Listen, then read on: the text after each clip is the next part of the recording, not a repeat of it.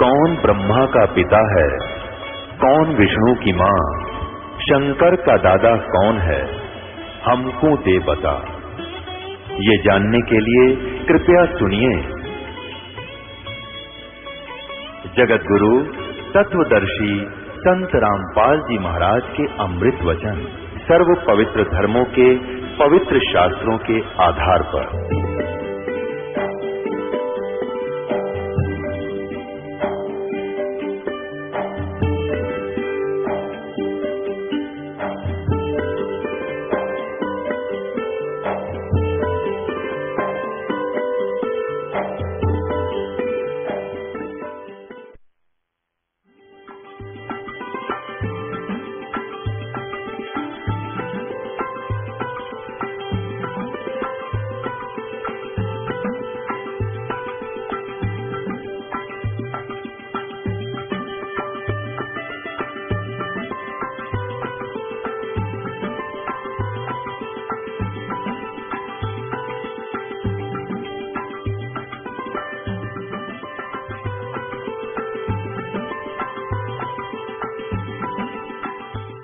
सूक्त number 86 के मंत्र number 26 को पुनः पढ़ेंगे। यज्ञ करने वाले यजमानों के लिए परमात्मा, यज्ञ माने धार्मिक अनुष्ठान, साधना, भक्ति, और यजमान साधक भक्तों के लिए परमात्मा सब रास्तों को सुगम करता हुआ उनके सब रास्तों को खोल देता है, उनके विघ्नों को मर्दन करता है, उनके सब संकटों का नाश कर देता है और उनको पवित्र करता है। पाप कटेर पवित्र हुआ और अपने रूप को सरल करता हुआ, क्योंकि परमात्मा का ओरिजिनल जो शरीर है, एक सतीथि में जो सतलोक में रहते हैं सथिरे, वो तो एक रोमकूप में करोड़ सूर्य मिला दे, करोड़ चंद्रमा, इतनी रोशनी है, हम उसको देख नहीं सकते, हमारी आंखें बंद हो जाए, तो वो अपने रूप को सरल करता हुआ आए है, अन्य रूप धारण करके वह कांति में परमात्मा कबीर देव, यहाँ लिखना था कबीर देव विद्युत के समान, हम उसको कबीर साहब कहते हैं, वो कबीर साहब विद्युत यानी आकाशीय बिजली के समान क्रीड़ा करता हुआ वर्णीय पुरुष को प्राप्त होता। वर्णीय माने नेक आत्मा को, अच्छी आत्मा को प्राप्त होता है। अब 27 में क्या बताया है कि वो तेज पुंज परमात्मा को, यानी जो तेज पुंज का शरीर है, हल्का तेज पुंज का शरीर, गरीबदास जी ने कहा तेज पुंज अन्य तन दे धरकर इस विध हमको भेंटी। तो परमात्मा को, जो परमात्मा, ये तो उन्होंने कहा कि बुद्धिवृत्तियां विषय करती हैं, जो परमात्मा धूलोक के तीसरे पृष्ठ पर विराजमान है, तीसरे पृष्ठ पर रहता है, वहां एक देशीय है, एक स्थान पर है, धूलोक में रहता है, यानी अमर लोक में, सत्यलोक में। अब यहां देखना, ऋग्वेद मंडल नंबर 9 सूक्त नंबर 82 का 1, 2, 3 आपको दिखाते हैं, बहुत स्पष्ट हो जाएगा। ऋग्वेद मंडल नंबर 9 सूक्त नंबर 82 और मंत्र नंबर, ये यहाँ से 82 शुरू हुआ है और इसका एक मंत्र ये है। इसमें कितना स्पष्ट किया है कि जो सर्व उत्पादक प्रभु, सर्व उत्पादक प्रभु यानी सबकी उत्पत्ति करता परमेश्वर, वो प्रकाश रूप है, साकार है, सद्गुणों की वृष्टि करने वाला है और पापों का नाश करने वाला है। और दयानंद कहे है पाप नाश करता है नहीं भगवान, 100 जगह लिख रखा है वेदों में, पाप नाश करता है परमात्मा, अपराध नाश करता है।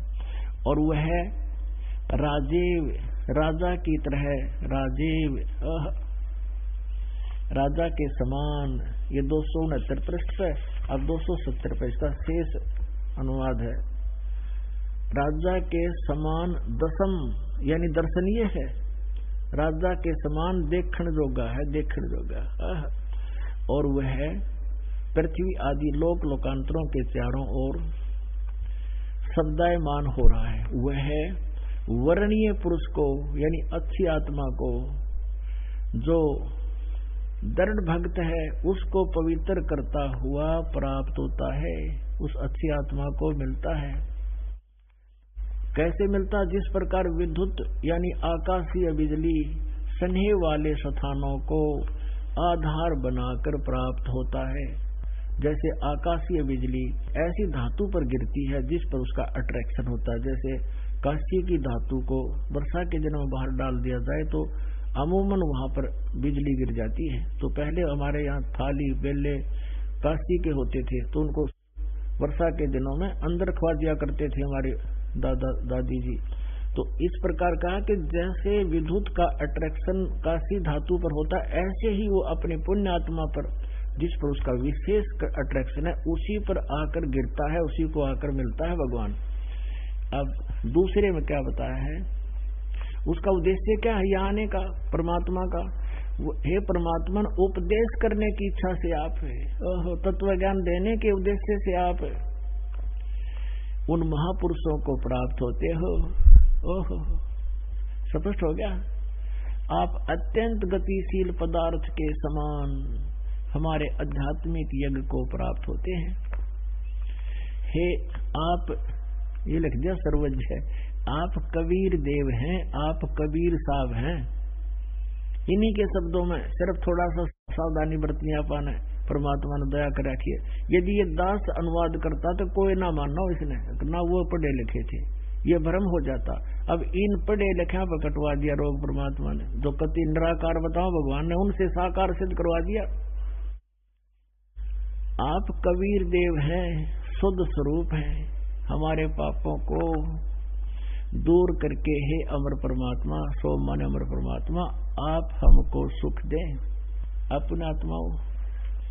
अब आपको दिखाते हैं ऋग्वेद मंडल नंबर 9 सूक्त 96 का, जिसमें फिर से नाम को क्लियर किया है।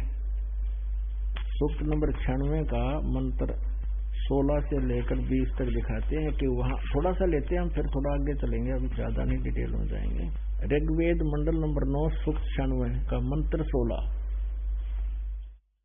हे परमात्मन, गुह्यम माने रहस्य में, गुप्त, आपके सर्वोपरि रहस्य में यानी गुप्त, चारु माने श्रेष्ठ, नाम माने जो तुम्हारी संज्ञा है। ये नाम का नाम लिखना था, जो तुम्हारा श्रेष्ठ नाम है, गुप्त, जिसने कोई नहीं जानते, आप उसका ज्ञान कराइए।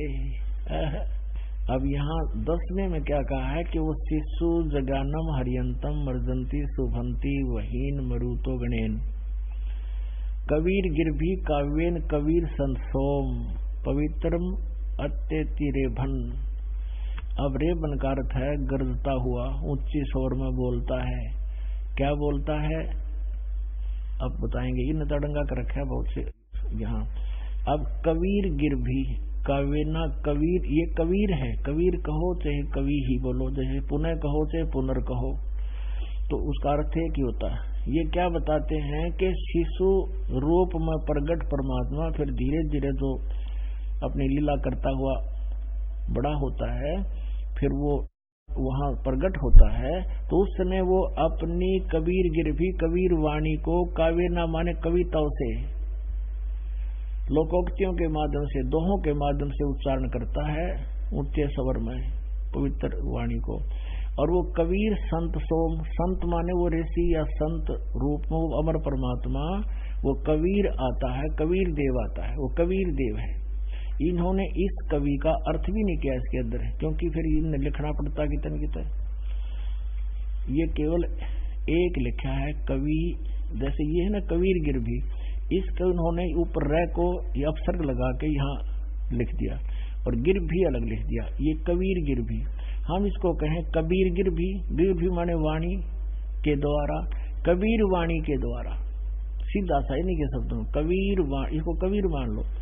नौका ने लिखा कबीर गिरभी कबीर वाणी के द्वारा, काव्यना कविताओं से, और ऊंचे स्वर में बोलता है। और वो कबीर, वो कबीर देव, वो संत रूप में प्रकट हुआ अमर परमात्मा अपनी यथार्थ वाणी को उच्चारण करता है। फिर देखना, इन्होंने तो ऐसा लिख रखा कि ऊपर समझ में ना आवे, शिशु उस परमात्मा को, शिशु माने सूक्ष्म, ये इसका अर्थ बनाया है कि सयति सूक्ष्म करोति प्रलय काले जगदीति सुसुरु परमात्मा, उस परमात्मा को जो सदा प्रगट है यानी साकार है, जो हरियंत अत्यंत कमनीय है, उसको उपासक लोग बुद्धि विषय करते हैं और उसकी स्तुति द्वारा उसके गुणों का गान करते हैं, वर्णन करते हैं। विद्वान लोग उस गतिशील परमात्मा का, जब वो सर्वव्यापक है तो गतिकरण की क्या जरूरत होगी, इसने क्या आवश्यकता पड़ेगी। वो गतिशील परमात्मा का गणों द्वारा वर्णन करते हैं। अब और कवि लोग कर दिया, इसका यह लिखना था कबीर गिर भी, यानी कबीर वाणी द्वारा काव्यन कविताओं से, कविताओं माने लोकोक्तियों के माध्यम से, शब्दों के माध्यम से, दोहों के माध्यम से वो अपनी वाणी बोलता है। लेकिन वो होता है अमर परमात्मा, इसी कारण से कि वो अपनी कविताओं के माध्यम से अपना ज्ञान देता है, इसलिए उसको कवि भी कहने लग जाते हैं। अब यहाँ देखो 18वें में कहा है कि ऋषि मना, ये ऋषि कृत है, मिट रहा। सवर्षा सहस्र अणित है पदवी कवि नाम। वो परमात्मा जब ऋषि या संत रूप में प्रकट होता है, उस ऋषि कृत, उस ऋषि के द्वारा बनाई गई वो कविताएं यानी तत्व ज्ञान के दोहे आदि, जिस कारण से वो एक प्रसिद्ध कवियों की भी पदवी प्राप्त करता है। पदवी कवि नाम, यहाँ कवि लिखना ठीक है क्योंकि कवि के विषय में जानकारी है। वो तृतीयम धाम महिषी शिष्यम संत सोम विराजमानु राजती सतुप। अब इसका अनुवाद कैसे किया मैंने। सोम परमात्मा, सोम माने अमर परमात्मा, इन सोम स्वरूप परमात्मा पालन की इच्छा करता हुआ जो महान वह परमात्मा। तृतीयम धाम, इनका अनुवाद यहाँ लिखा है देवयान और पित्रान, इन दोनों से पृथक तीसरा दो मुक्ति धाम है। उसमें विराजम, विराजमान जो ज्ञान योगी ठोक दिया इसमें। इनका याद आ गया यहाँ पे कि दानन तो निराकार बतावा है और वेदों पा गया साकार, तो ज्ञान योगी लिख दिया। किसी ने पढ़ने या नहीं सोचेंगे, संस्कृत आवा नहीं थी तो किसी ने चेष्टा की इनके अनुवाद को पढ़ने की, तो नहीं सोचा ज्ञान योगी के बारे में कह रखा है। जब ज्ञान योगी का इसमें जिक्र नहीं किया है, ये तो भगवान की महिमा है। और वो ज्ञान योगी है, उसको प्रकाश करने वाला है हमारे सकते। कवि नाम पदवी, जो कांतर्षियों की पदवी यहाँ लिखना था, जो इनको यहाँ कवि का अर्थ लिख दिया कांतदर्शी, यहाँ लिखना था वो कवियों की पदवी को प्राप्त करता है। मुख्य स्थान उसका मुख्य स्थान होता है। कबीर देव, कबीर साहब को कवि भी गिना जाता है। ऋषिकृत, इसका सब ज्ञानों का प्रदाता। कोई बात हुई, ऋषिकृत उस संत रूप या ऋषि रूप में प्रकट परमात्मा द्वारा कृत, वो कबीर वाणी यहाँ अर्थों का रस कर रखा है। सवर्षा, सवर्षा माने स्वर्ग की तरह आनंद, बहुत ही आनंददायक है उसके सब उपासकों के लिए। अब हमने ये देखना था कि वो परमात्मा तीसरे मुक्ति धाम में विराजमान, इंतजार कर दिया ज्ञान योगी। अब यहाँ क्यों ना लिखा है ज्ञान योगी। यहाँ देखिएगा इन ऋग्वेद मंडल नंबर 9 सूक्त 86 के मंत्र नंबर 27 में देखिएगा। ऋग्वेद मंडल नंबर 9 और सूक्त नंबर 86 के और मंत्र नंबर 27 में लिखा कि जो परमात्मा ध्युलोक के तीसरे पृष्ठ पर विराजमान है, यहाँ बोल गया ज्ञान योगी लिखना। ये परमात्मा अपरंपार शक्ति है, इनसे लिखवा भी दिया, इनकी बुद्धि को भी कंडम कर दिया, इसमें सच्चाई लिखवा दी। और यहाँ इन्होंने अड़ंगा अड़ाने की चेष्टा की, तो भी नहीं अड़ा सकते क्योंकि हम संस्कृत भी हम जानते हैं, देवनागरी लिपि को भी हम समझ सकते हैं। देखिएगा अब 9 के 96 का ये 18वां मंत्र है। 18वां इसमें लिखा कि वो अमर परमात्मा पालन की इच्छा करता हुआ जो महान परमात्मा है। तृतीयम धाम, ये तीसरा जो मुक्ति धाम है, ये पितरून छोड़ दे, जो तीसरा मुक्ति धाम है उसमें विराजमान है, ये लिखना था। बस ज्ञान योगी नहीं, वो वहां रहता है और वहां से गति करके आता है अपने आत्माओं। वो कैसे आता है ये देखिए ऋग्वेद मंडल नंबर 9 सूक्त नंबर 96 के। अब 96 पर आ गए हम दोबारा, ये हमने 18वां पढ़ा, अब 19वां भी यही है। इसमें इन्होंने तुरियम धाम भी लिखा है, मूल संस्कृत में तुरियम, तुरियम माने चौथा, ये खुद अनुवाद करे, तुरियम माने चौथा, धाम माने धाम। वो चौथे धाम में भी है। सतलोक से ऊपर चौथा धाम है अकैप लोक, अनामी लोक, उसमें भी भगवान वही रहता है। इन्होंने खुद क्या लिखा कि चौथा परम पद परमात्मा है। इनका चौथा जो परम पद है वो भी परमात्मा है। चौथा परम पद यानी चौथा परम पद परमात्मा है, कोई और इस गीता ज्ञान से नारा ये चौथा परमात्मा बता रहे। वास्तव ये देखो, महापुरुष उस तुरीय परमात्मा का, तुरीय माने चौथा, तुरीयम, उस चौथे परमात्मा का वर्णन करता है। यानी चौथा परमात्मा है, वह परमात्मा सर्वशक्तिमान है, शीघ्र गति वाला है। अब यहाँ देखो, इसमें 20 में कमाल कर दिया। वो कैसे आता है? वह परमात्मा जिस प्रकार एक संघ को उसका सेनापति प्राप्त होता है, यानी उसके बहुत शस्त्र हो जाते हैं, और वो परमात्मा उनका एज ए कंट्रोलर होता है। और इसी प्रकार ब्रह्मांड रूपी कोष में प्राप्त होकर उच्च स्वर से गरजता हुआ, अपने सत्य ज्ञान को ऊंची आवाज में बोलता हुआ, इस ब्रह्मांड रूपी विस्तृत प्रकृति खंड में बड़ी भांति प्रविष्ट होता है। वहां से चलकर यहाँ से आता है। और कैसे आता है? जैसे मरिय माने मनुष्य, मरिय मनुष्य शोभर शरीर को धारण करता हुआ, जैसे मनुष्य शोभर शरीर को धारण करता हुआ अत्यंत गतिशील पदार्थों के समान प्राप्ति के लिए गतिशील होता हुआ, धनों के लिए कटिबद्ध होता है, इसी प्रकार प्रकृति रूप ऐश्वर्य को धारण करता हुआ परमात्मा सदैव उदित है। अब यहाँ सपट कर दिया कि जैसे व्यक्ति एक अपना, जैसे कोई पुलिस में है अधिकारी, तो वहां ड्रेस उतार दी, सिविल अपना लगा कर चल पड़ा। तो यहाँ स्पष्ट कर दिया है कि वो परमात्मा जैसे एक संघ को उसका सेनापति प्राप्त होता है, इसी प्रकार ब्रह्मांड रूपी कोष में प्रविष्ट होकर गरजता हुआ आता है। और जैसे कैसे प्रविष्ट होता है? वो कैसे प्रविष्ट होता है? जैसे मनुष्य शोभर शरीर को धारण करता हुआ, शोभर शरीर को धारण करता हुआ, यानी और कपड़े पहन ले आदमी, ऐसे परमात्मा इस शोभर शरीर को धारण कर। जैसे ये देखो 97 के 2 में ऋग्वेद मंडल नंबर 9 सूक्त नंबर 97 का मंत्र नंबर 2 में क्या कहा है कि भद्रा वस्त्रा। अब शरीर को संत लैंग्वेज में, आध्यात्मिक लैंग्वेज में वस्त्र भी कहते हैं। भद्रा वस्त्रा समन्या वसाने महान कबीर नीवचनानी संसन। इसमें स्पष्ट कर दिया कि वो परमात्मा जो कबीर देव है, महान कबीर, वो सर्वशक्तिमान कबीर नीवचनानी। नीवचनानी माने जो सुंदर वक्तव्य हैं, नीवचनानी संसन, सुंदर वक्तव्य हैं जो उनको जानता हुआ। संसन माने बोलना होता। महान कबीर लिख दिया ना, वो महान माने सर्वशक्तिमान कबीर देव। अब यहाँ इसका अर्थ है कि वो परमात्मा सम अन्य, यानी उस परमेश्वर जैसा ही शक्तिशाली है, और वो अन्य सुंदर, अन्य वस्त्र माने अन्य शरीर, सम अन्य माने अलग कुछ, कोई और उसी के समांतर शक्ति वाला अन्य वस्त्र धारण करके, वस्त्र कहो तो शरीर कहो, चोला कहो जैसे संत भाषा में कहते हैं, संत शरीर छोड़ गया, चोला छोड़ गया, वस्त्र कहो, चोला कहो, शरीर कहो।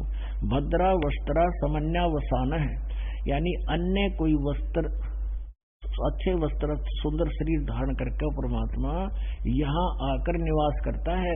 और वो महान कबीर नी वचनानी संसन, वो अपने उन लोकोक्तियों के माध्यम से, सुंदर वक्तियों से अपने संसन माने वो वाणी बोलता है, कहता है। अब ये तो वेद बताते हैं कि वो परमात्मा सतलोक से चलकर आता है, और जिनको परमात्मा आकर मिले उन महापुरुषों ने भी यही जानकारी दी है।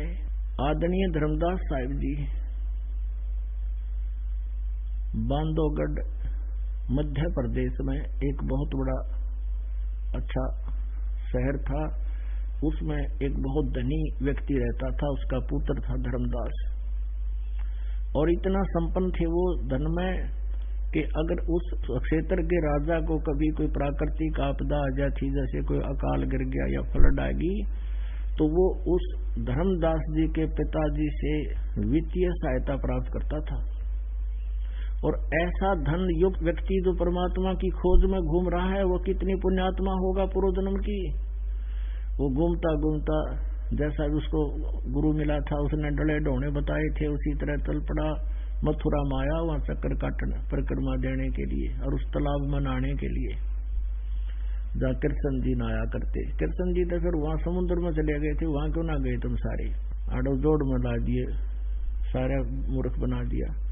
अब वहां परमात्मा उनको मिले, तत्व ज्ञान से परिचित कराया। उसके बाद उस धर्मदास जी ने परमेश्वर की महिमा को कलम तोड़ अपने आंखों देखा, सतलोक लेकर गए परमात्मा। फिर उन्होंने अपनी अनुभव से क्या कहा, आज मोहे दर्शन दियो जी कबीर, आज मोहे दर्शन दियो जी कबीर, आज मोहे दर्शन दियो जी कबीर, सतलोक से चल कर आए, सतलोक से चल कर आए, काटन यम की जंजीर, आज मोहे दर्शन दियो जी कबीर, आज मोहे। हिंदू के तुम देव कहाए, हिंदू के तुम देव कहाए, मुसलमान के पीर, आज मोहे दर्शन दियो जी कबीर, आज मोहे। अमृत भोजन मारे सतगुरु जी में, अमृत भोजन मारे सतगुरु जी में, वो शब्द दूध की खीर, आज मोहे दर्शन दियो जी कबीर, आज मोहे। अब जिनको परमात्मा मिले उन महापुरुषों ने ये बता के सतलोक से चलकर आए, काटन काल की जंजीर, ये काल न ज्ञान नाम हमें फंसा रखा है, इस काल के कर्मों की जंजीरों को केवल कबीर परमात्मा काट सकता है। फिर वही परमेश्वर अपनी लीला अनुसार के वो चलकर आते हैं, सतलोक से गति करके आते हैं और अच्छी आत्माओं को मिलते हैं। उनमें से एक मलुकदास जी, एक मलुकदास नाम के महापुरुष हैं, उनको परमात्मा मिले और वो बहुत बड़े किसान थे,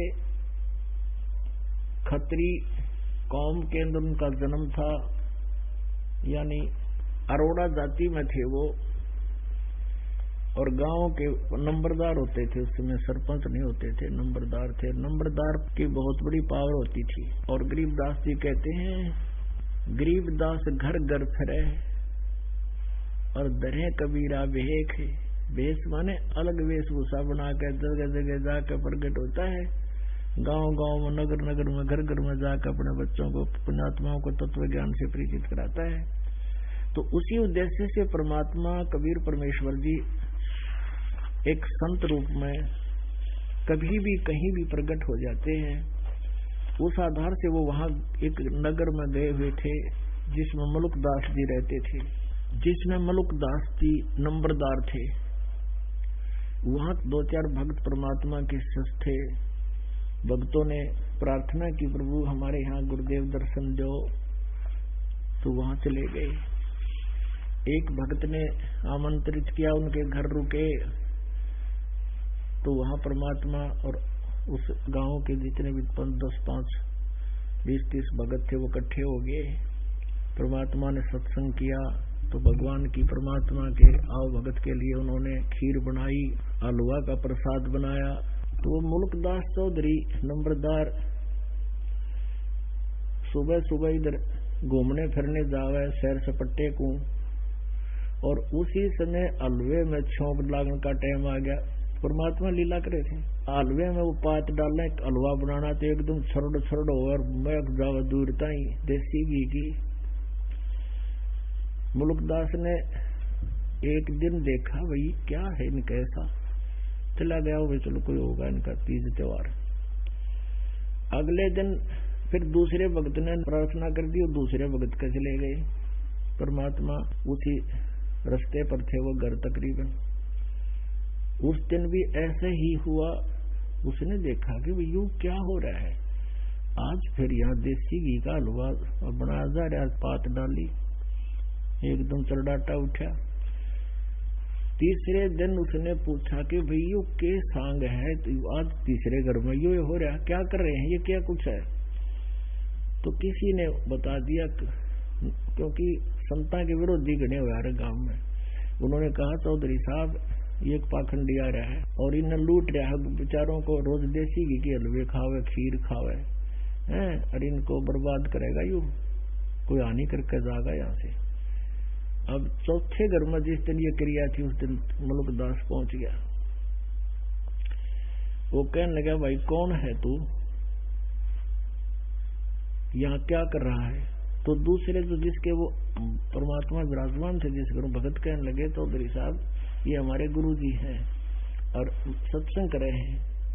न बता रहे करके क्यों ना खाता अपना है।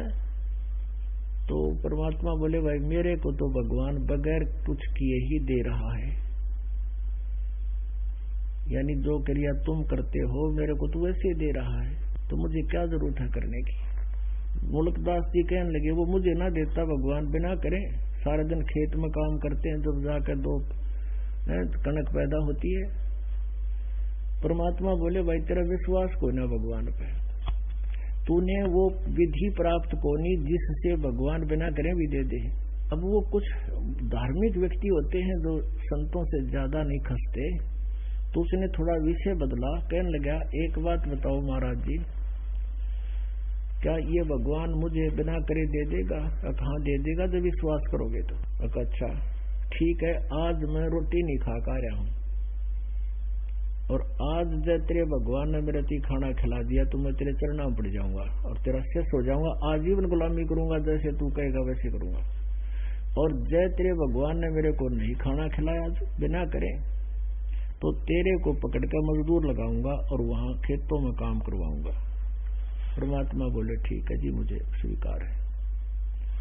कबीर साहब बोले अब मुल्कदास जी के खेत तो थे पूर्व दिशा में और वो पहुंच गया पश्चिम दिशा में अपने खेतों, दूसरों के खेतों में और दूसरे गांव की सीमा में जाकर और एक बहुत बड़े पेड़ के ऊपर जाकर चढ़ गया, ऊपर बैठ गया जाकर देखूंगा कौन भोजन खिला देगा मुझे।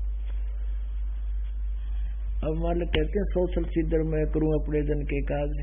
अब क्या हुआ, वहां कुछ भेड़ बकरियां चराने वाले आगे उस पेड़ के नीचे, उनका कोई त्योहार था, तो उन्होंने कहा भाई तुम दो व्यक्ति छोड़ गए कि तुम दूध निकाल कर बकरियों का, गायों का, जैसे का गाय भी रखते थे, और तुम आज खीर बना दो, हम तब तक बकरियां चराते हैं। तो वह तो दूध निकाल कर वृक्ष के नीचे चूल्हा चाला बना के, साथ में कुआं था और वो लागे खीर बनाने। वह खीर बनने को हुई तब उन्होंने क्या देखा कि दूर से डाकू आ रहे थे घोड़िया पे, धूल उठती आ। उनको पता होता था कि ये ऐसा शहर से पट्टा डाकू आएगा, उसे उन्हें पता लग गया कि वो आगे डाकू इसी रास्ते से आ रहे हैं, ऑन द वे था वो। और डाकू तो बिना वे भी चल करें, वो तो डरते भाग गए, कदे अपने मार दे, वो तो भाग गए छुप छुपा कर अपने, वो दूर गए थे उनके बकरी चराने वाले वहां, और उनको भी कहे डाकू आगे, डाकू, वो और आगे चले गए छोड़ छाड़ के खीर ने। अब वो व्यक्ति, वो समूह आया डाकुओं का, आकर वहां रुक गया, वृक्ष की छाया देख कर कुआं देखा। उन्होंने देखा कि ये क्या बन रहा है। एक डाकू उतर कर देखा, उसने बोला, वो कहने लगा उस्ताद ये तो खीर है, खीर। को डरता भाग गया, बुना बुनाई चार करके जो खाएंगे। दूसरा कहने लगा उन्हीं डाकुओं में से बुद्धिमान सा ने बोला भाई कदे कोई जाल साजी हो और किसी ने इसमें विष डाल रखा हो, किसी को खिला के देख ले। तो वो कहने लगा भाई वो बनाने वाला किताड़े छुप रहा होगा, देखो इधर उधर, कोई इधर देखे कोई इधर देखे, और एक ने ऊपर देखा वो बैठा बड़ा हुआ नीचा। अब उसने कसम खा रखी सारी उम्र, फिर वो घर छोड़ना पड़ा, वो डर गया इस बात से देते न उसने नोना जरा से डाकू है, उन्होंने सोचा गोरा चालते हैं, ने बोला नीचे आ जा, ने बोला ना हूं, क्योंकि उसने कसम खा रखी कि नीचे आ जा को पछाण दे। तो उन्होंने फिर वो दिखाई इस टाइम बंदूक, अब है तेरा मारा गोली, उन्होंने सोचा ये तो भाई और सांग सकना, पट दे ही नीचे आ गया 1 मिनट में। और वो जो पतीला ढक रखा था उसका वो था ऊपर ढक्कन, उसमें खीर गाल दी डाकुआ ने, नो बोला इसने खाओ कि मैं होगा तो मर जाएगा खा के ससुरा, 2 मिनट बाद देखेंगे। वो नो कह ना खाऊं खीर, उनका पक्की जचगी किसने कि मैं मिला रखा है इसमें, वो कहे खार वो नट है, उसका 2 मारे दड़ा के गिर के 2 मारी लात खा, इसने अच्छी खिला दी। अग बैठा 10 मिनट आध घंटे उड़ा बैठाए रखा, वो नहीं मेरा बरा था कि उसमें तो कुछ था ही नहीं। फिर उसको कहा तू भाग जा से, उसने तो सीधी डांक ठोकी।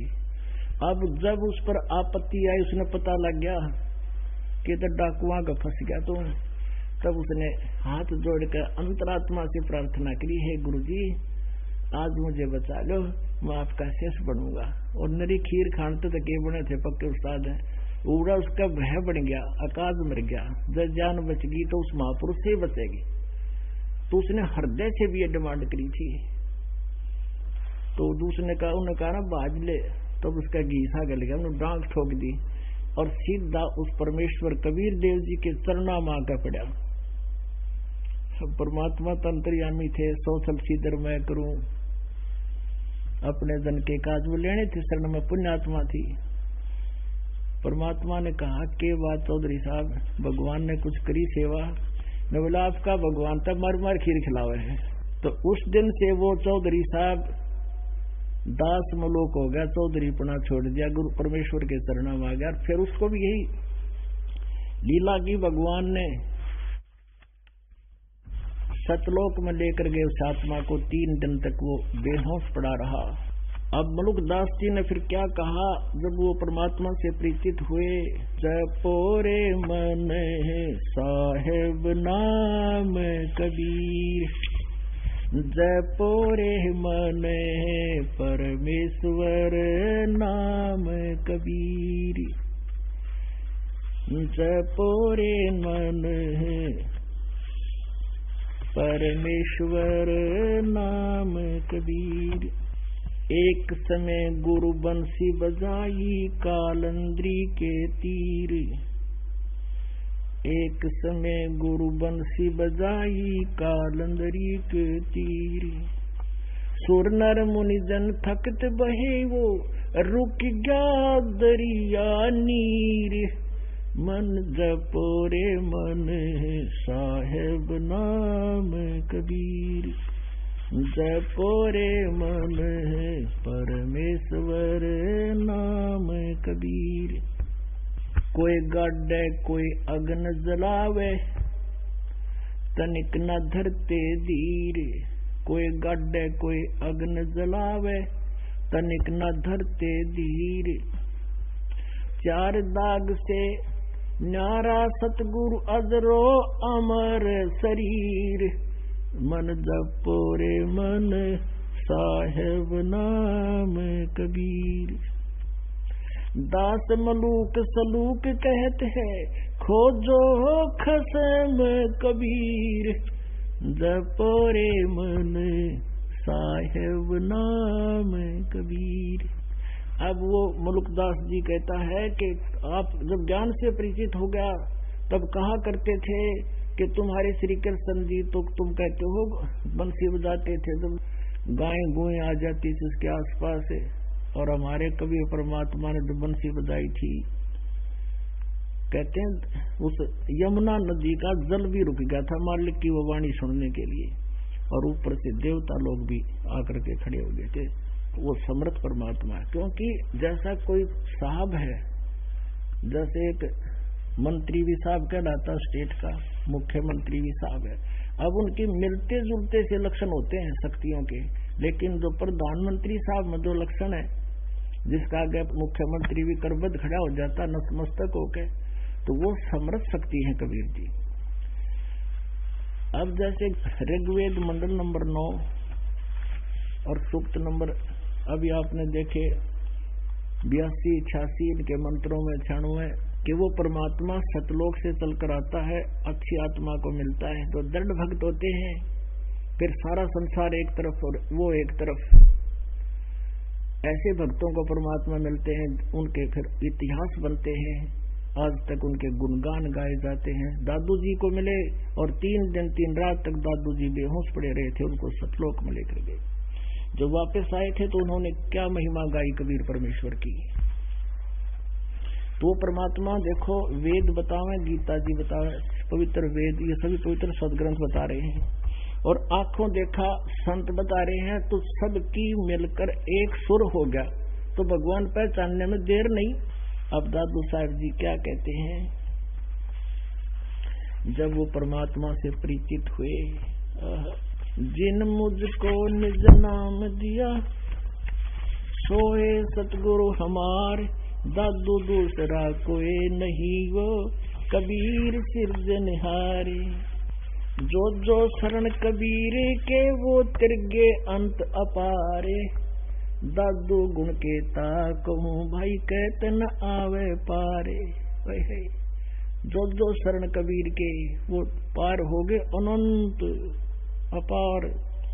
और कहते उस परमात्मा की क्या महिमा कहूँ, कहते हुए भी हमारी जीभ रोना थक जाती है, उसकी महिमा गुणगान करते करते। कबीर करता आप है, दूजा ना कोई, दादू पूर्ण जगत को भक्ति दृढ़ावे सोए।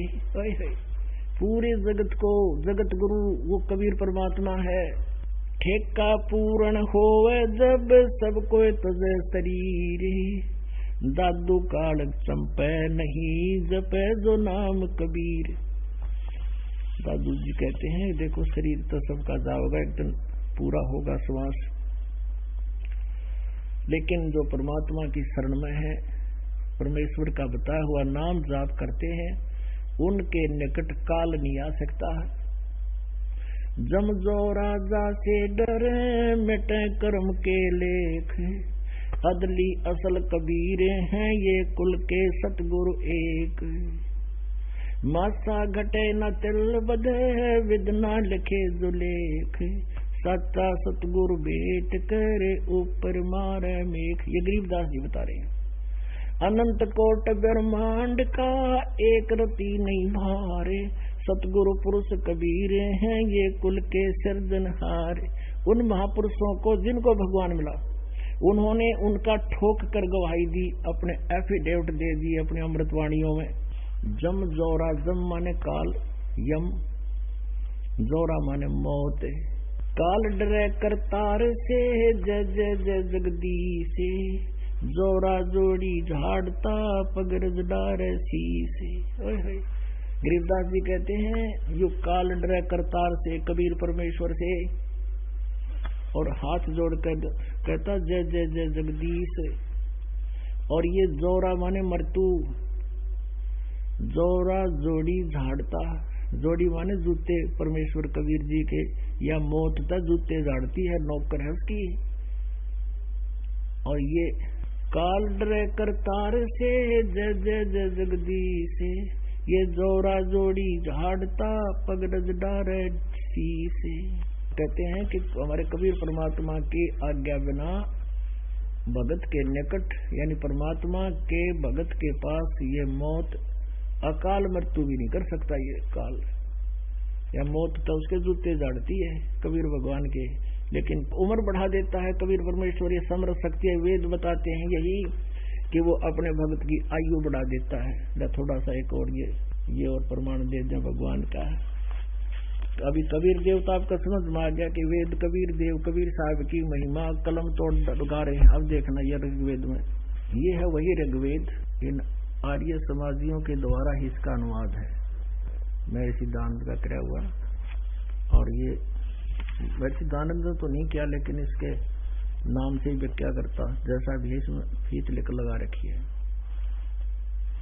ये वही है। इसके मंडल नंबर 9 के सूक्त नंबर 80 के मंत्र नंबर 2 में ये देखिएगा, ऋग्वेद मंडल नंबर 9 और सूक्त नंबर 80 के और मंत्र नंबर 2 में, हे सोम, हे अमर परमात्मा, आप उपासकों की आयु बढ़ाने वाले हैं। हो गया स्पष्ट? हे परमात्मा, आप उपासकों की आयु बढ़ाने वाले हैं, के बढ़ाने वाले। और ऋग्वेद मंडल नंबर 10 सूक्त नंबर 161 के मंत्र 2 में भी यही प्रमाण है। वहां इन्होंने याद आ गई दानंद तो भगवान ने बता करता कुछ भी ना कर सकता सत्यार्थ प्रकाश में। यहाँ देखियो, ऋग्वेद मंडल नंबर 9 और सूक्त नंबर 161 है। ये सूक्त नंबर 161 है और इसका मंत्र नंबर 2, यदि रोगी नष्ट जीवन शक्ति वाला हो गया है, यदि अथवा सीमा से परे चला गया हो, यदि मृत्यु के समीप पहुंच ही गया है, तो भी उस रोगी को, या मैं वैद अडाजियन का याद आ गया को होदानंद क्या करो, कुछ नहीं कर सकता, तुमने गलत अनुवाद कर दिया। तो इन्होंने वेद जो है ये को बुक ऑफ मेडिसिन नहीं है, ये तो भगवान की महिमा की वाणी है। तो यहाँ लिखना था, वो परमात्मा उस रोगी को कष्टप्रद रोग से पंजे से छुड़वा लाता हूँ, परमात्मा कहता है, और 100 शरद ऋतुओं यानी 100 वर्ष तक जीने के लिए इसको बलियुक्त करता हूँ। अब देखो, इन्हीं का एक अनुवाद करता और है, ये भी एक और दिखाते हैं आपको। अब ये तो था किसी दूसरे का अनुवाद। अब आपने जो ये पुस्तक देखा, इसमें जिसका ये अनुवाद करता कोई और था, है ये भी आर्य समाज का ही दानंद का चेला था।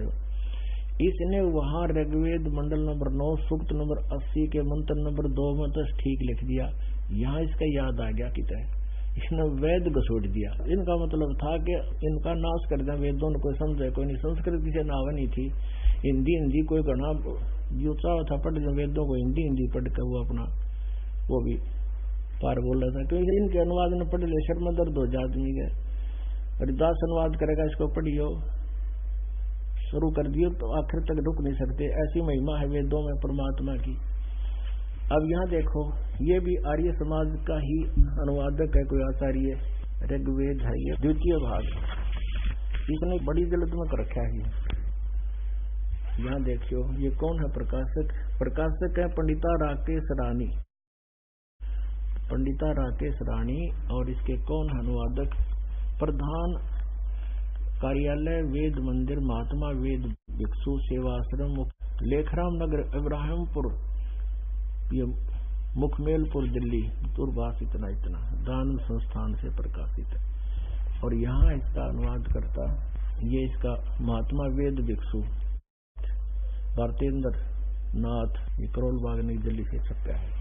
अब इसके देखो 10वें मंडल का 161वें सूक्त का मंत्र नंबर 2 इसने सही कराया है। ये है 161 ऋग्वेद मंडल नंबर 2 सूक्त 161, ये यहाँ से शुरू होता है, ये इसका दूसरा मंत्र यहाँ पर है। यदि किसी रोगी की जीवन शक्ति समाप्त हो, यदि वह सीमा से परे हो गया है, यदि वह मृत्यु के सन्निकट चला गया है, तो भी उसे मैं भारी कष्टप्रद रोग के पंजे से मुक्त कराऊं, तो उसे 7 वर्ष यानी 100 वर्ष के जीवन हेतु बल संपन्न करूं। यहाँ भावार्थ में इसने सही क्लियर कर दिया, यदि रोगी की जीवन शक्ति समाप्त हो यानी उसकी जीवन अंत हो गया हो, तो उसका रोग सीमा से पार हो गया है, तब भी परमात्मा ये सही क्या, यहाँ वेदना लिखे ने, तब भी परमात्मा उसे इस कष्टप्रद रोग से मुक्त कर 7 वर्ष 100 वर्ष का जीवन दे सकता है। अब आपने देखा था ऋग्वेद मंडल नंबर 9 सूक्त नंबर 80 के मंत्र नंबर 2 में स्पष्ट कर रखा है कि भगवान उपासकों की आयु बढ़ा देता है। अब परमात्मा कहते हैं काल जो पीसे पीसना, ये जोरा है पनिहारे, ये दो असल मजदूर हैं मेरे कबीर परमेश्वर के दरबारे। होय होय। गरीबदास साहिब कहते हैं कि काल डरे करतारते जय जय जय जगदीश, और ये जोरा ये मौत जूती झाड़ता और उसके परमात्मा की दौड़ न चढ़ना कर माथे के लावे कि तेरी आज्ञा बिना मालिक तेरे वंश के निकट में नहीं जाऊं। यहाँ आपको लाखों प्रमाण दिखा देंगे जिनकी आयु बढ़ा रखी है, एक नहीं। तो पुण्यात्मा फिर क्या कहते हैं, काल जो पीसे पीसना, ये जोरा है पनिहारे, ये दो असल मजदूर हैं मेरे सतगुरु के दरबारे। ये थारा 21 ब्रह्मांड का मालिक यू काल गीता अध्याय नंबर 11 के श्लोक नंबर 32 में कहे मैं काल हूँ, सब न कर दूंगा और मार दूंगा। और फिर वो खुद ही कहता है कि परमात्मा तो कोई और है, वो तो उत्तम पुरुष है, तू अन्य उसकी शरण में जा जब तू परम शांति को प्राप्त होगा। तो यहाँ गरीबदास साहिब को कह रहे हैं कि काल तपी से पीसना, यानी उसके आटा पीसे भगवान का। कहने का भाव ये है कि उसके सामने ये तो एक ऐसे एज ए सर्वेंट है, और मौत है पनिहार, इसका पानी भरे, और ये दो असल मजदूर है मेरे परमेश्वर कबीर साहिब के दरबार। अब वही दादू साहिब जी कह रहे हैं, आदमी की आयु घटे तब यम घेरे आए, सुमरण किया कबीर का दादू लिया बचाए। अब क्या लीला करते हैं, दादू जी की मृत्यु हो जाती है, परमात्मा उसको वापस छुड़वा के लाते हैं छोड़ी दर, और धर्मराज हाथ जोड़ कर खड़ा हो जाता है और कहते भगवान ले जाओ, गलती बन गई हमसे। उसके बाद दादू साहब कह रहे हैं कि आदमी की आयु घटे तब यम घेरे आए, यू काल आके घेर लेता है, और सुमरण किया कबीर कहा दादू लिया बचाए। मेट दिया अपराध सब आ मिले छन माही, दादू संग ले चले है कबीर चरण की छाही। कि जो ही मैंने याद किया एक क्षण में पहुंचूंगा, क्षण एक में बिजली जैसी गति से परमात्मा आकर अपने नेक आत्मा को मिलते हैं। ये वेद प्रमाण देते हैं, और साथ में ये महापुरुष जिन नेक आत्माओं को परमात्मा मिले हैं उन्होंने ये प्रमाणित किया है। मेट दिए अपराध सब, सब पापों का नाश कर दिया मेरों का गीत, ये कह रहे हैं दादू साहब कहते हैं। और आन मिले क्षण माह, एक क्षण में सेकंड के कुछ हिस्से में परमात्मा आ जाते ना, तो काल खा जावा मैंने। सेवक देव निज चरण का दादू अपना जाने, बिरंगी सत कबीरे ने हम कर लिया आप समान। दादू अंतर्गत सदा छन छन सुमरन ध्याने, वारू नाम कबीर पर पल पल मेरे प्राणे। सुन सुन साख कबीरी की यू काल नवावे माथे, दन दन तीनों लोक में है दादू जोड़े हाथे। के सुन सुन साख कबीर की, कबीर परमेश्वर की समर्थता की महिमा को सुनकर, साख को उसकी वास्तविकता को सुनकर कहते परमात्मा की महिमा जहाँ चर्चा होती है यू काल भी नतमस्तक हो जाता है। सही सत कह रहे हैं। और धन धन तीनों लोक में दादू जोड़ा हाथ है। सुन सुन साख कबीर की काल नवावे माथे, वो माथा नीचा कर लेता है। और दन दन तीनों लोक में दादू जोड़े हाथ। अब क्या कहते हैं, केरी नाम कबीर का और विखम काल गजराज, दादू वजन प्रताप से यू भाज्य सुनत आवाज। क्या बताते हैं, जैसे गीता जी अध्याय नंबर 15 के श्लोक नंबर 1 से लेकर 4 और 16 और 17 में स्पष्ट कर दिया कि ऊपर को जड़ वाला वो तो पूर्ण परमात्मा संतोष जो सब संसारों की वृक्ष का पालन करता है। और 16-17 में कहा कि सरपुरुष और अक्षर पुरुष ये दो प्रभु हैं, इनके अंतर्गत जितने प्राणी हैं वो भी ये विनाशवान है, केवल जीवात्मा मरती नहीं। 17वें श्लोक में 15वें अध्याय गीता जी में कहा है कि उत्तम पुरुष तो अन्य उत्तम पुरुष मन पुरुषोत्तम, यानी वो श्रेष्ठ परमात्मा तो कोई इनसे भी और है। सरपुरुष ये गीता ज्ञान दाता है, अक्षर पुरुष ये सातसंग ब्रह्मांड का स्वामी है, ये सरपुरुष केवल 21 ब्रह्मांड का स्वामी है, प्रभु है। और परम अक्षर पुरुष, परम अक्षर ब्रह्म, वो असंख्य ब्रह्मांड का कंट्रोलर है, ओवरऑल कंट्रोलर है इन सब के ऊपर। सर पुरुष, अक्षर पुरुष पर भी वो कंट्रोलर है। अब जैसे और बताया है, वही तीनों लोकों प्रवेश करके सबका धारण पोषण करता वही परमात्मा है। अब 15वें अध्याय के 18वें श्लोक में ये गीता ज्ञान दाता अपनी सचिथि बताओ है कि मैं तो लोक वेद के आधार से प्रभु पुरुषोत्तम कहलाता हूँ, प्रसिद्ध हो रहा हूँ। कारण क्या है कि मेरे अंतर्गत 21 ब्रह्मांड में जितने भी ये स्थूल शरीरधारी प्राणी है से आत्मा है, उनसे मैं श्रेष्ठ हूँ, उनसे तगड़ा हूँ, इसलिए मैं पुरुषोत्तम पाक रहा हूँ। लेकिन पुरुषोत्तम तो कोई और है। अब यहाँ दादू साहब जी उसी का प्रमाण बता रहे हैं कि केरी नाम कबीर का और विखम काल गजराज, दादू भजन प्रताप से यो भाग्य सुनत आवाज। अब जैसे क्या बता रहे हैं कि जैसे हाथियों का भी गजराज माने हाथियों में भी तगड़ा सबसे शक्तिशाली, उनका भी सरदार मुखिया जो हाथी होता है, ये समझो यू काल है। यानी वन्य के अन्य प्राणियों से, वन्य प्राणियों से हाथी घना तगड़ा होता है, दिल डौल विशाल काय होता है, उसके सामने अन्य प्राणी कुछ भी नहीं होते। कहते ऐसा तो समझो इसने काल में हाथी तो। और कबीर परमेश्वर की शक्ति समझो जो केरी यानी बब्बर शेर, और बब्बर शेर दहाड़ देना एक बार की तो दहाड़ लगा दे, हाथी लीद कर देता है, इतना भयभीत हो जाता है, मुंडी छुपाकर भाग लेता है, दूर जाकर डटते हैं। तो यहाँ क्या बताते हैं, जैसे वो गीता अध्याय नंबर 15 के श्लोक 18 में ये खुद कह रहा है, भाई मैं तो प्रभु इसलिए पाक गया, मेरे अंतर्गत जितने भी प्राणी उन तो तगड़ा हूं मैं, लेकिन पुरुषोत्तमता कोई और है। वही दादू साहब कह रहे हैं, केरी नाम कबीर का और विखम काल गजराज। गजराज हाथियों का राजा समझो, ये भी छोटा नहीं है, थोड़ी पावर नहीं है। जैसे हाथी भी बहुत तगड़ा होता है अपने सब जंगल में, लेकिन शेर के सामने उसकी भी टट्टी निकल जाती है। तो ऐसा समझो कि परमेश्वर कबीर जी को समझो बब्बर शेर, और ये तुम्हारा ये काल समझो एक हाथी। ये खुद कहता है मैं इन तो तगड़ा हूं, इसलिए पुरुषोत्तम प्रसिद्ध हो जाऊं। लोकवेद माने कहा सुना, तो यानी दंत कथा से। फिर क्या बताते हैं, पल एक नाम कबीर का दादू मन चितलाए, हस्ती के असवार को ये स्वान काल नहीं खावे। अब देखो कैसे उपमा दे रहे हैं महात्मा दादू साहब जी, आदरणीय दादू साहब जी कैसे उपमा दे रहे हैं।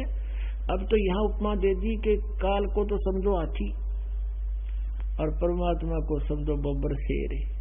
अब क्या बता रहे हैं कि काल को तो समझो कुत्ता और तुम बैठ गए हाथी पे, यानी परमात्मा कबीर जी की शरण को समझ। अब ये उदाहरण है कि तुम हाथी पर बैठ गए परमात्मा कबीर जी की शरण माने से, और हाथी कहीं गांव में चला जाता है तो गांव के सारे कुत्ते उसको चोरते भौ भौ भौ भौ रहा करें, 50 फुट दूर निकट नहीं आ सकते। उनको पता है अगर एक भी मार दिया 7 मरेंगे। तो कहने का भाव ये है, दादू साहब कह रहे हैं कि आज तुम इतने सुरक्षित हो गए कबीर साहब की शरण में, जैसे तुम हाथी पर बैठ गए हो। और काल समझो कुत्ता है, वो भौंकता रहेगा, घुर घुर जरूर करेगा क्योंकि इसकी आदत से लेकिन जब तुम डरते तो पड़ गए तो यू खावेगा, यानी हाथी तो उतर गए थे और ऊपर बैठे रहे तो इसकी रीत से बाहर हो गए तुम, इसकी पहुंच से बाहर हो। अब पल एक नाम कबीर का दादू मन चितलाए, हाथी के असवार को ये स्वान काल नहीं खावे। सुमरत नाम कबीर का कटे काल की पीरी, दादू दिन दिन ऊंचा होए परमानंद सुख सीरी। दादू नाम कबीर की जय कोई लेवे ओटे, तिनको कभी लागे नहीं ये काल वज्र की चोटे। ये काल वज्र मारा है। जैसे पोलैंड देश का पूरा मंत्रिमंडल जिसमें 96 मंत्री थे, 95 थे, कितने थे, वो सारे एक जाज मजा रहे थे, किसी ने रोण जावे थे, किसी का शोक व्यक्त करना, आप मर गए। अब ये इसका वज्र मार दिया इसने, काल ने एक चोट मार दी, खराब कर दिया, वो जहाज सारे मर गए इकट्ठे। और भी जगह जगह एक्सीडेंट होते हैं। कहते हैं दादू नाम कबीर की जय कोई लेवे ओटे, तिनको कबूला गए नहीं वो काल वज्र की चोट है। कि उसके काल वज्र की चोट, इस तरह की दुर्घटना वो नहीं कर सकता उस भगत की। जब सत्य बनते हैं, सत्य जलते हैं, यानी उसकी रह हाथी पे है, नीचे पड़ गया तो खावेगा, वही काल है तो उसका स्वभाव है। अब क्या बताते हैं, और संत सब कूपे हैं ये कहते झरीता नीरे, दादू अगम अपार है ये दरिया सत्य कबीर। कहते हैं अन्य संतों को भी तुम कहते हो वो उस संत ने ऐसा लाभ दे दिया, उस भगवान कृष्ण ने ऐसा लाभ दे दिया। कहते हैं और संत सब कूप है, ये समझो वो कुएं हैं। और कहते जरीता नीर, कुछ एक ऐसे जो झरने छोटे मोटे बह रहे हैं, जरीता यानी झड़का पानी झर झर कर निकल रहा है। और दादू अगम अपार है ये दरिया सत्य कबीर, यानी कबीर जी की समर्थता बता रहे हैं कि कबीर साहब को तो दरिया समझो, दरिया। और जो छोटे मोटे भगवान के तुम गुण गाओ हो, किसी को कुआ समझ लो, रामकृष्ण और ब्रह्म ने सरपुरुष निशा समझ लो, दरीता नीर, झरना झरना कितने थोड़े टुकड़े में गए, थोड़ी राहत दे दे। और कबीर साहब को समझो दरिया, जिसमें नहर भी निकाल लो और नहा भी लो और खेती भी कर लो, फिर भी पर्याप्त जल रहता है। अब ही तेरी सब मिटे ये जन्म मरण की पीरे, जन्म मृत्यु सदा के लिए। वो भक्ति इस परमेश्वर कबीर जी की भक्ति करने से सदा के लिए मोक्ष हो जाता, फिर लौटकर संसार में नहीं आते। जन्म मृत्यु नष्ट हो जाती, सदा के लिए समाप्त हो जाती है। और गीता ज्ञानदाता कहता अर्जुन तेरे और मेरे सदा जन्म मृत्यु रहेंगे और आगे मरांगे, पहले भी मरते थे। अब ही तेरी सब मिटे ये जन्म मरण की पीड़े, श्वास उश्वास सुमर ले तू दादू नाम कबीर। वो मंत्र है सांस उश्वास जैसे मन का, सतनाम सुमर ले, श्वास उश्वास सुमर ले दादू सतनाम कबीर, यानी कबीर जी का दिया हुआ जो सतनाम है। कोई सरगुण में रीत रहा कोई निर्गुण ठहरावे, दादू गति कबीरी की मोह पे कहीं न जाए। कोई तो सरगुण कह है, कोई निर्गुण कह रहा है। निर्गुण तो ये न्यूमता है, भगवान निराकार दिखता है कोई ना, और ये गलत डेफिनेशन करें। और सरगुण बताते हैं ये संसार ही उसका सरगुण रूप है, ये ब्रह्मांड है और ग्रह पर है चांद सूरज उसका साकार रूप है। कहते कोई सरगुण में रीझ रहा, कोई निर्गुण में रीझ रहा, कोई सरगुण ठहरावे, दादू गति कबीर की वह मोह पे कहीं न जाए, वो कोई और है। दादू नाम कबीर का सुनकर कांपे काले, ओए होए। कहते दादू साहब कह रहे हैं कबीर परमेश्वर का नाम सुनकर भी ये काल ऐसे थर थर कांपता, जैसे शेर की दहाड़ में हाथी लीद कर जाता है। कहते हैं दादू नाम कबीर का ये सुनकर कांपे काले, नाम भरोसे नर चले है बाका न होवे बाले। कितने ठोक कर समर्था दी महापुरुषों ने जिनको भगवान मिले, सतलोक से चलकर आए। कहते हैं जो नाम भरोसे, दादू नाम कबीर का सुनकर कापे काल, और नाम भरोसे नर चले, यानी जड़ रहे मालिक के नाम के ऊपर, इसको छोड़े नहीं पाड़े ने। फिर कहते हैं उसका बाल बांका भी काल नहीं कर सकता। जिन मोह को निज नाम दिया सोए सतगुरु हमारे, दादू दूसरा कोई नहीं ये कबीर सिरजनहारे। पुणात्मा इस दौरान के सत्संग में ये कंसेप्ट क्लियर हो गया कि सभी सदग्रंथ बताते हैं कि कबीर इज गॉड।